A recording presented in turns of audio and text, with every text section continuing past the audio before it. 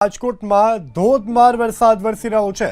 રાજકોટ શહેરમાં અડધાથી પોણા ઇંચ વરસાદ। ભારે વરસાદથી વાહન ચાલકો પરેશાન। કાલાવાડ રોડ, યુનિવર્સિટી રોડ સહિતના વિસ્તારોમાં વરસાદ। ગોંડલ રોડ, ઢેબલ રોડ અને મવડ વિસ્તારમાં પણ કમોસમી વરસાદ વરસ્યો છે। તો હવામાન વિભાગની આગાહી અન્ય હવે રાજકોટ શહેરમાં ધોધમાર વરસાદ ખાબક્યો છે। વરસાદને કારણે રાહદારીઓ, વાહન ચાલકોને ભારે હાલાકીનો સામનો કરવો પડી રહ્યો છે। કાલાવાડ રોડ, યુનિવર્સિટી રોડ વિસ્તારમાં વરસાદ ખાબક્યો છે। આ સાથે ગોંડલ રોડ, ઢેબલ રોડ અને મવડ વિસ્તારમાં પણ કમોસમી વરસાદ ખાબક્યો છે।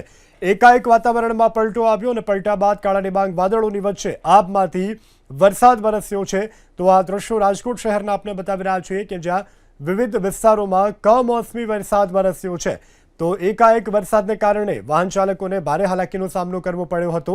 રાજકોટ શહેરમાં અડધા કલાકની અંદર પોણો ઇંચ વરસાદ ખાબક્યો છે। તો રાજકોટના વિવિધ વિસ્તારોમાં વરસાદ આજે નોંધાયો છે।